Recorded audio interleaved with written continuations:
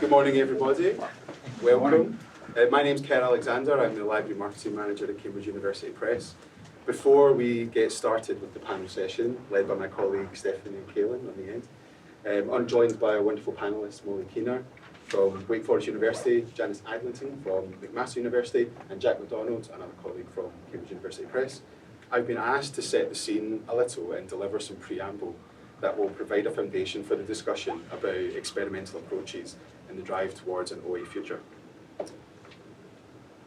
First off, there's no doubt that in the last handful of years, the pace of transition to an open world has accelerated. As you can see from the graphic on the screen, the number of CUP journals flipping to open access has exploded, with 2024 due to be a very big year indeed.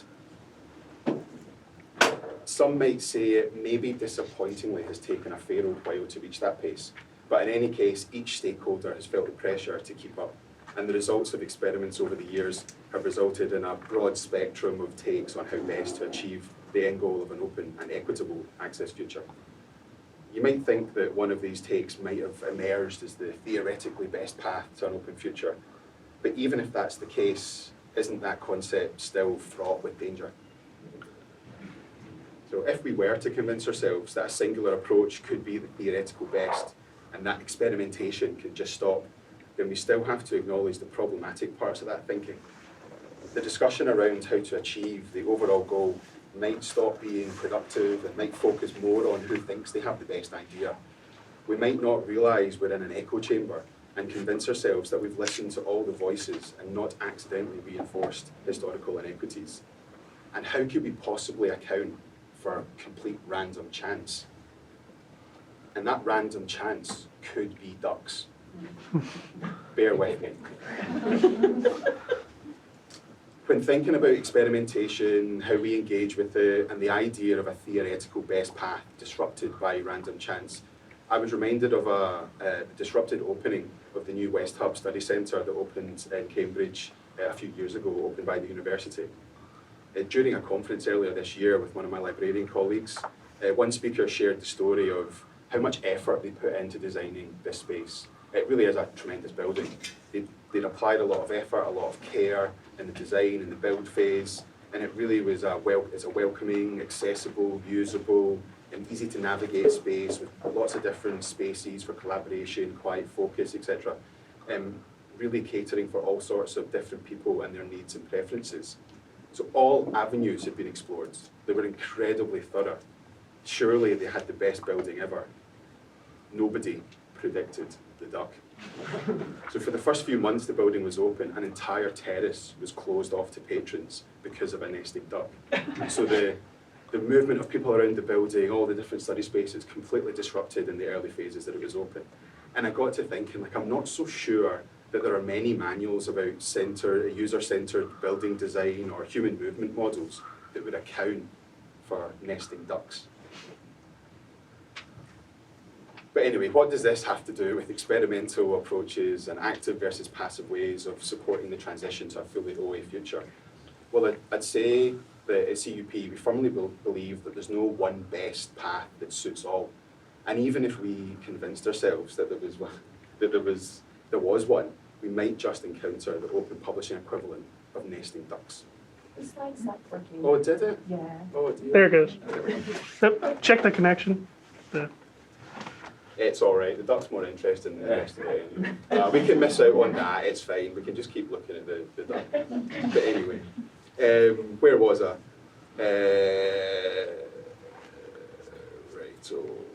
Right, and even if we convinced ourselves, I hope that's where I was anyway, even if we convinced ourselves there was one best path, then we might encounter the open publishing equivalent of nesting ducks. So we have to be prepared for the unexpected. We have to be prepared to try different things and learn from them on the go. And they have to happen concurrently sometimes, because the world can't wait for us to do it one by one and wait for each idea to have its full life cycle.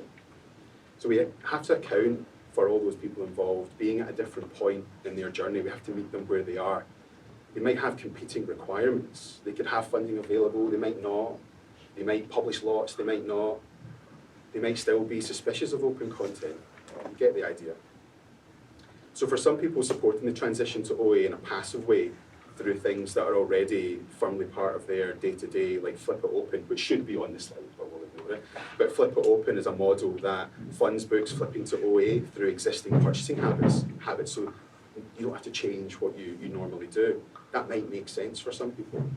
For some who are in a position of having valuable extra funding and want to support OA in a very active and specific way, such as supporting the Cambridge Open Equity Initiative, which is an initiative that accepts financial contributions that are used to fund OA publishing in low to middle income regions.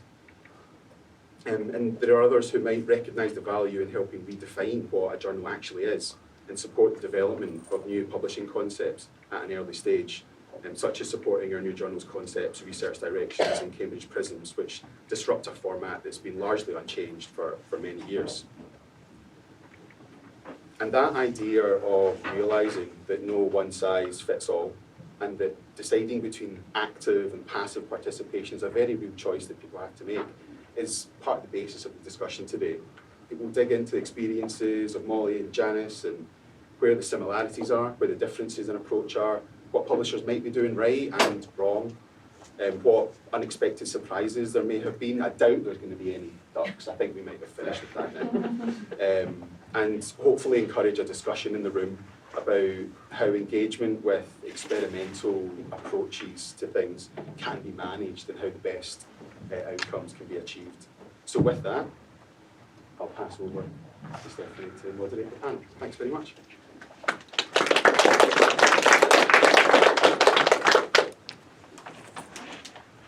Move this over because I'm short.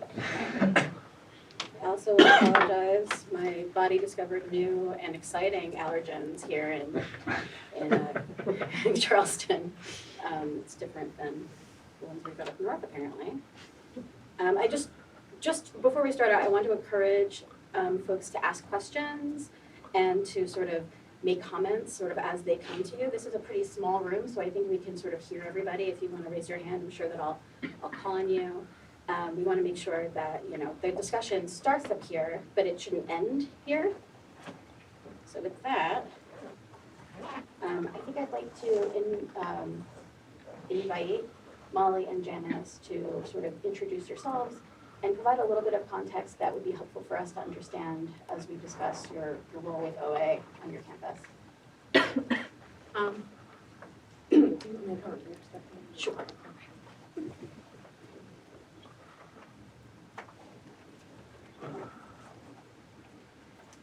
Hey, good morning, everybody. I am Molly Keener. I am the Director of Digital Initiatives and Scholarly Communication at Wake Forest University, which is just about 4 hours from here in Winston-Salem, North Carolina. So I was fortunate to be able to drive and not have to deal with flight stuff.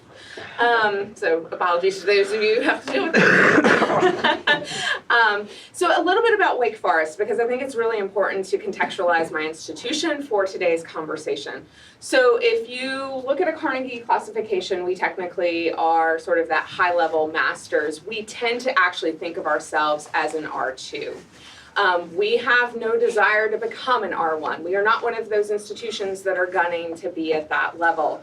We really value deep commitment to a residential undergraduate model of education. So we hold our faculty to what we call the teacher-scholar ideal.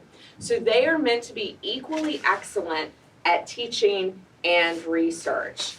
And so this creates a really neat environment for our students and for our campus that we have deeply engaged faculty in the classroom. In fact, the only classes that have non-faculty instructors are labs for our STEM students. Everybody else actually has a faculty member. So it's a very different experience than my undergrad, where I was at an R1 and don't think I had faculty in a small classroom where they knew my name until I was a junior and in a master's class, right?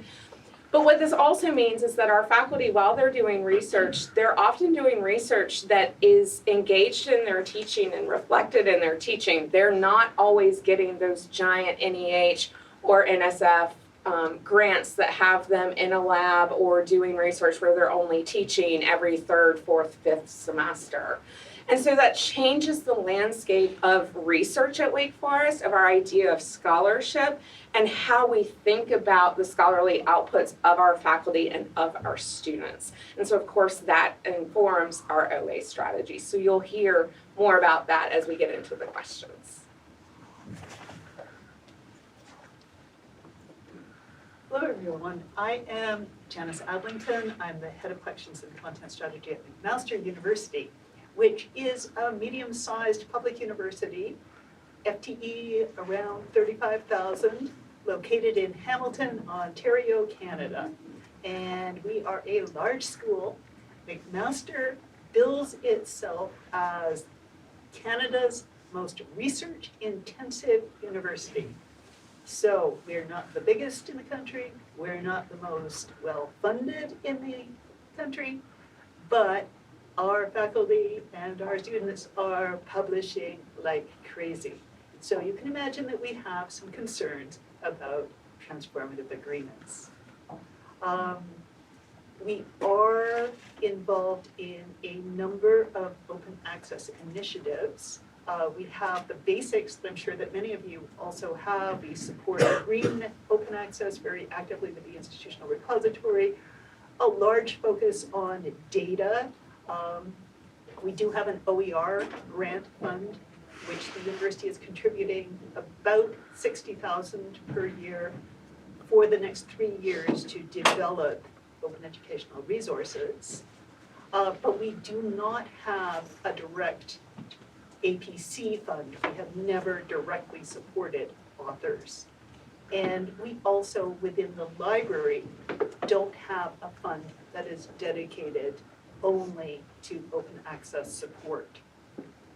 However, within collections, we are able to do a number of things with Subscribe to Open, the journal funds, monographs, year-end spending.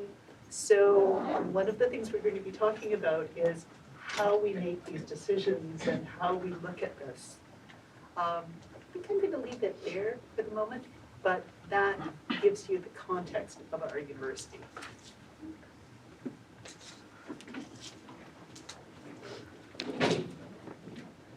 Great, thanks so much.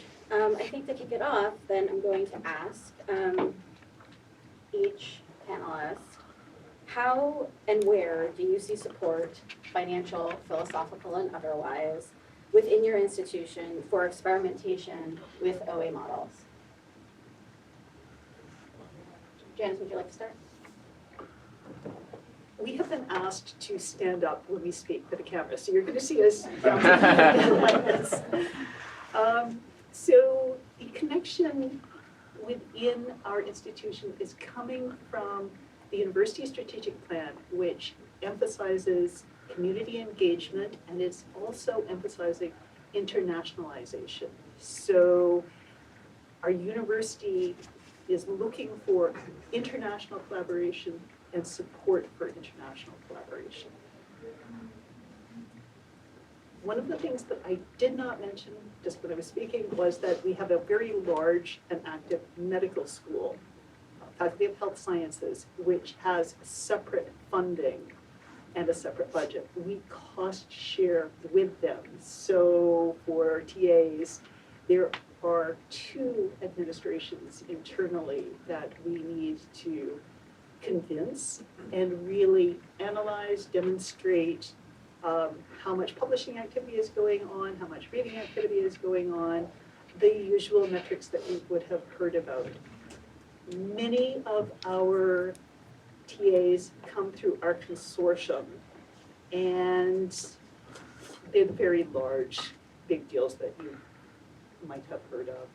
So we don't have a lot of flexibility in this, but we do need to be able to demonstrate that we're going down a path that we will be able to sustain. And that is a huge concern. We're looking at that whenever we have a read and publish offer. Is it going to be sustainable as publishers transition more journals and as they start looking at the publication activity and the APCs that would have been paid? So I know this isn't a new observation that research-intensive institutions have to be really concerned about this, and our medical school in particular is very concerned about it. I think I'll leave it there for right now. Molly, does Genesis experience mirror your own, or is it different? It's a little bit different, of course. Given the differences between our institutions, I didn't say FTE. Our FTE is 8,000. So we're a very different size, right? Thinking about, you asked sort of about like the philosophy of it as well as to the actual approach. We have not had like super enthusiastic OA support historically, but we also haven't had like dig in your heels, trenched in anti-OA. We've had the couple of random faculty, right, that I think we all have when we talk to them. But we have had actually an open access fund since 2008 to support faculty who want to publish. And back in 07-08, when the NIH public access policy was going from voluntary to mandatory, our campus's research office just required automatically faculty to increase the publication budget line on their NIH grants to include potentially needing to pay APCs. They knew they wouldn't necessarily have to. But so there was sort of that early strategic recognition that there might be sort of a shift in cost modeling for supporting open access, right? So we created this fund, which is a third the library, a third the research office, and then a third faculty members' departments when they are approved for funding support. We have 2 transformative agreements in negotiation for a third, again, through our consortia, so we don't have a whole lot of direct control over that, but people have been encouraged by that. They've been excited by doing that. I think we're very much at a tipping point at Wake Forest. We also have just gone through a strategic framework initiative. We're calling it a framework because it's taken us 10 years, not the 5 to 7. And one of those is to increase the research profile of Wake Forest faculty. And so open access is a great way to do that. We all know this. And so that's going to open some avenues of conversation with various people at the university. We just last year in the library formed sort of a collections advisory committee just internally so that the decisions of what to collect, how to collect, weren't just being made by one department and then one subgroup in a department. And so that's opened some possibilities of conversations like, hey, there are the STO models. Let's talk about what that might look like for us to support and engage in. So I'm excited that we're at this point, which I really do think is going to be a tipping point into greater engagement on a university strategic level as opposed to just the successful inroads that I've had with individual faculty or students sort of understanding the philosophy and the goals of OA. So we, at Cambridge University Press, we do have a lot of support for experimentation and different models in driving open access. And I think it comes down to our structure and our ownership, if you like. So we're a department of the university, and that has 2 impacts. So one is that we work very closely with Cambridge University libraries. So we are colleagues with our library as well, which means we have very open conversations about solving mutual challenges in the market. And that really helps both sides experiment with new things. The other side of it is that because we're owned, we're a department of the university, and the university on the one side has a very strong philosophical support for open access, as we do. It also means that we plan over very long-term periods. So the horizons that we look at for open access are 5 to 10 years. That's the kind of planning that we try and do. So on the one side, we try and plan for the long term. We might make decisions for the long term, even if commercially or financially that's challenging in the short term. But it also means that I suppose in order to make things happen in the long term, you need to experiment in the short term to find things out. So that's where we find the support for experimentation. Thanks, Chad. Just moving on and something related to what we just talked about, how can a library demonstrate value to its institution by participating in OA initiatives? So what's important to your administration? What's important to your researchers? Molly, we'll start with you. Sure. So mean, obviously we know sort of the return on investment, the numbers, right, are always important. But I think for us, the important thing is being able to talk about how this actually is amplifying sort of the research status of the university and of the individual researcher, finding those great success stories. So, you know, one of our early success stories was a faculty member in our biology department who does research on grassy balds, so naturally occurring open areas high on ridgelines, and published an open article and got connected with some folks in Europe who were studying sort of the impact of grassy balds on like economic regions where there was like open cattle grazing on them, right? And in North Carolina, our grassy balds aren't used for that. And ended up being invited, incidentally, to Cambridge for some conference several years ago where like they connected. He was like, I never would have known about this, right? And so then he happened to mention it to the chair who happened to mention it to the dean. And then it was like one of those like, oh, this is like a really cool thing that happened. And I think for us being smaller, we're able to kind of find those success stories and sell them a little bit on campus. But I do think, again, I mentioned we've got our strategic framework. I think being able to kind of hook into that and show that there is value in this investment, right? There is value in participating in these new models, exploring how are we going to get to a fully open future. And I think it's worthwhile for us as a library to make a case that we need to just not say this is the one direction, right? Kind of like with what was said earlier, like you can sort of like box yourself in thinking this is the one way to do it, and being able to explain why this model might work or that model might work, and it's worth our investment and time to explore both. Janice, how are you interested in demonstrating value at McMaster? Well, something that we hear constantly is that we need to demonstrate the impact of our research in the real world. And the examples that we're seeing of increased readership, which we hope will translate into increased citations and worldwide readership, is compelling.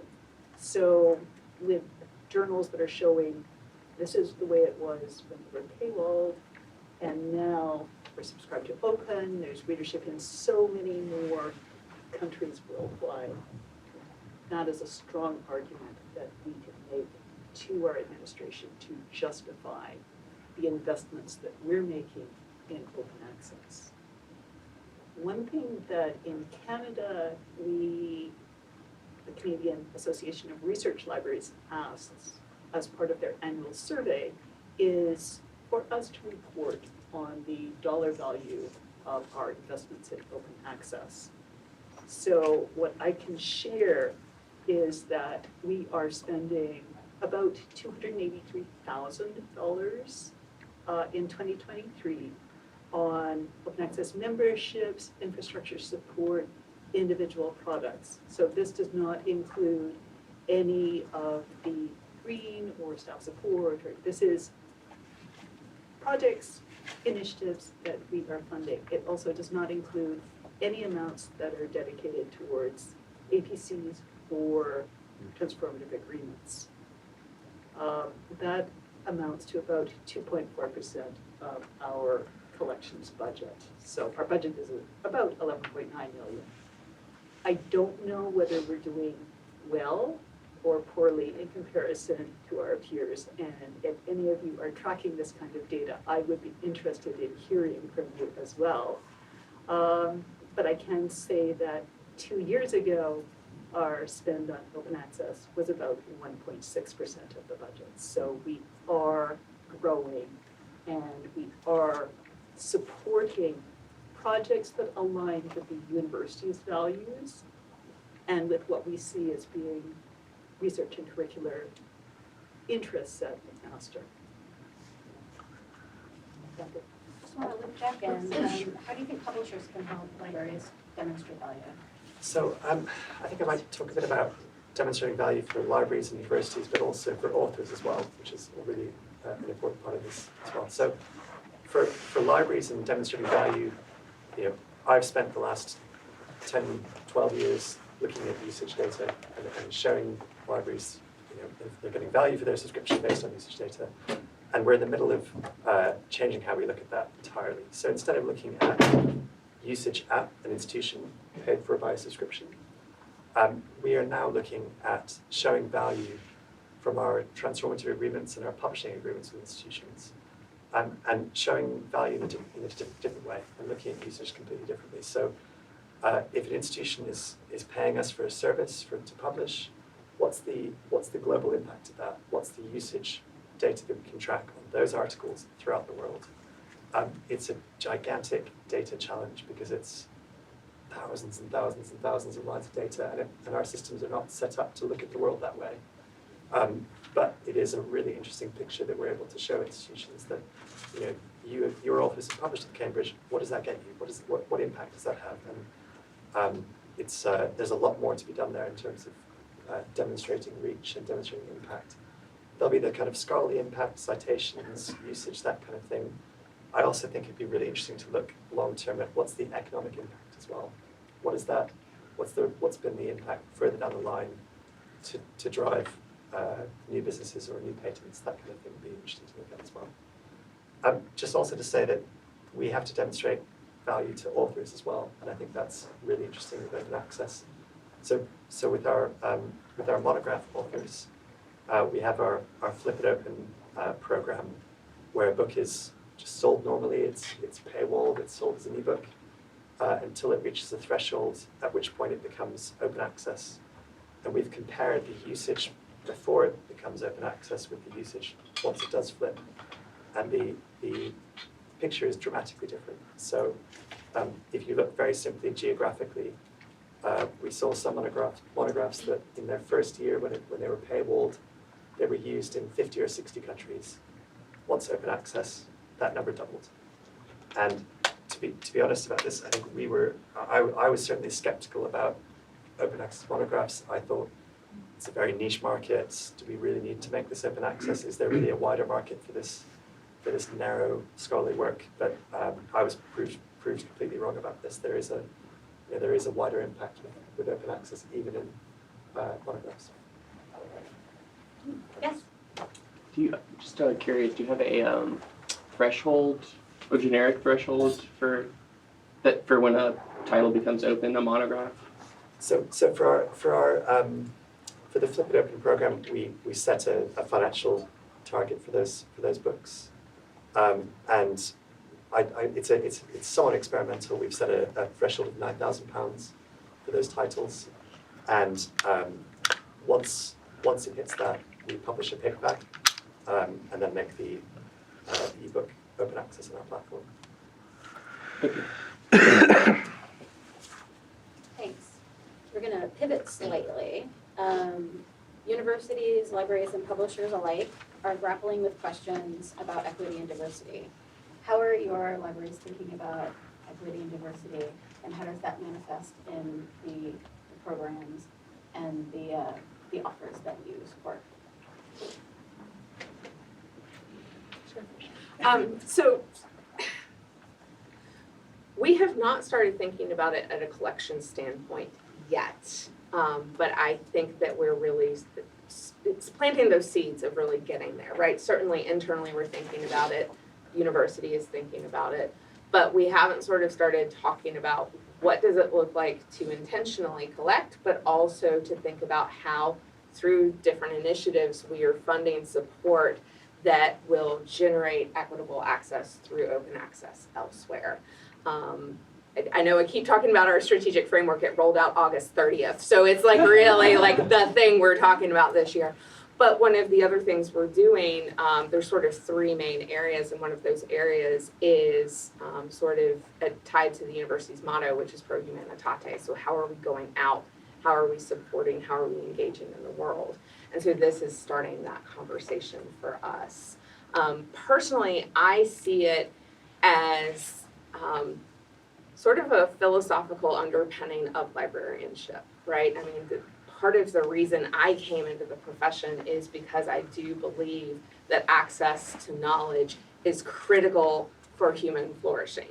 Like, we cannot be individually effective, engaged, responsible citizens. We collectively as society can't do that without access to authoritative authoritative, curated knowledge. And I think that's increasingly more important as we're dealing with, misinformation and sort of falsified facts. And so I think that we as libraries have ethical obligations to further access to this curated knowledge. And if we can do that as we support our faculty as they're creating and sharing their knowledge, but also collectively through our collection strategies, if we can do that to help ensure access for other people, we're actually just supporting the philosophical, ethical underpinnings of our profession at large.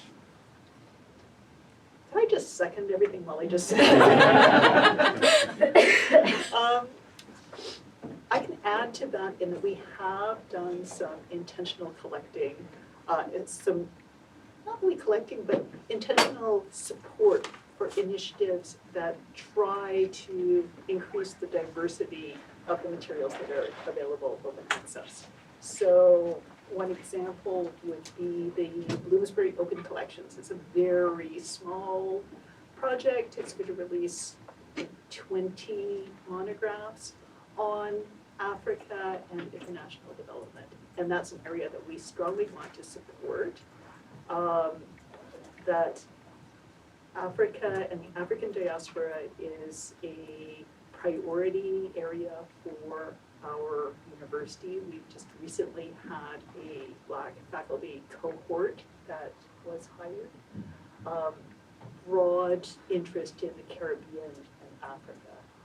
So we're looking for projects to enhance that area. That also led to our supporting Africa Commons, because while it's not open access worldwide, the primary source archival material is freely available within Africa and to historically Black colleges and universities in the US. Some of the other projects, and I'm glad that you mentioned monographs, because we've been doing a lot of talking about journal models. We've supported knowledge unmatched collections, International Water Association publications, because we believe that water is an international issue that research should be widely available. We also support the IWA journals as well to be open access. And more narrowly, the Scope 3 ebooks, the most recent release was only 21 titles, but we saw that they could be used perhaps as graduate textbooks. We would like to make them available widely. So we are being deliberate in what we're trying to support. And just flipping back to the journal, Subscribe to Open is a model that we very much support due to the equitable access for authors perspective, because the transformative agreements, we all know that there are problems with authors obtaining funding. Yeah. I know this is something that's really important to us at Cambridge. Maybe you can speak to that. Yeah, of course. So, and I don't think I can add to what you said